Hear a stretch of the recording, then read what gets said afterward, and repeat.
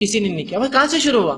تو یاد رکھیے یہ عید میلاد النبی یا رسول اللہ کی پیدائش منانا، اس کے تعلق سے اقوال، دو چار اقوال. اس میں سے ایک مشہور معروف قول یہ ہے کہ قوم تیسری صدی، چوتھی صدی ہجری، 350 ہجری کے بعد یا 362 ہجری میں فاطمی خلیفاؤں نے اس کو شروع کیا ہجری میں. تو گویا 622 سال ملا لے تو سن عیسوی تقریباً 1100 سن عیسوی کے اندر پہلی بار فاطمی خلیفہ جو کہ شیعہ تھے، یاد رکھیے مصر میں ان کی حکومت تھی، انہوں نے پہلی بار رسول اللہ کی میلاد پر چھٹی کا اعلان کیا.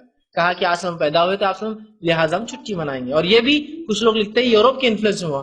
کچھ لوگوں نے یہ کہا کہ جب عثمانی خلافت جو یورپ میں گئی، انہوں نے دیکھا کہ وہ کرسمس مناتے ہیں بڑے دھوم دھام سے اپنے نبی کا، تو کہا ہمارا نبی تو افضل ہے ان سے، تو لہٰذا ہم بھی جو ہے برتھ ڈے منائیں گے، میلاد منائیں گے. پچھلے سال میں نے جینتی کا لفظ استعمال کیا تھا.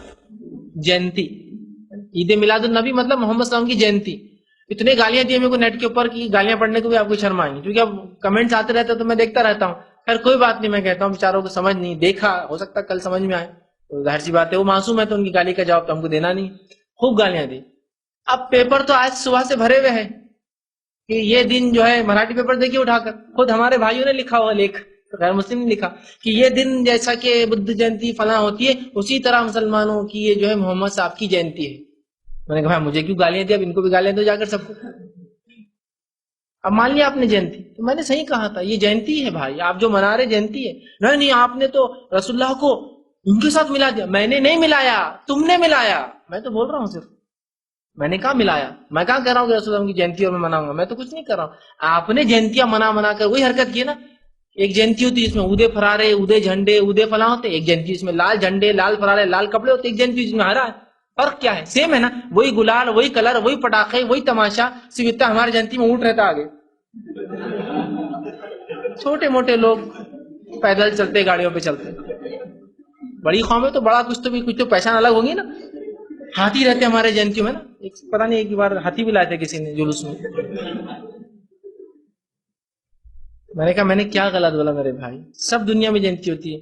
کرشن کی جینتی آپ ساؤتھ انڈیا میں دیکھو، ہاتھیاں، گھوڑے، اونٹ، پیادے ہے نا، پورے لے کے ایک رتھ لے جاتے ہیں، پورا سین وہ پانی میں سے کیسے پورا مناتے ہیں. تم نے بھی وہی کیا. ابھی شروعات ہے اورنگ آباد میں، بڑے شہروں میں ہو گیا، یہ آگے آپ دیکھیں گے سب ہوگا.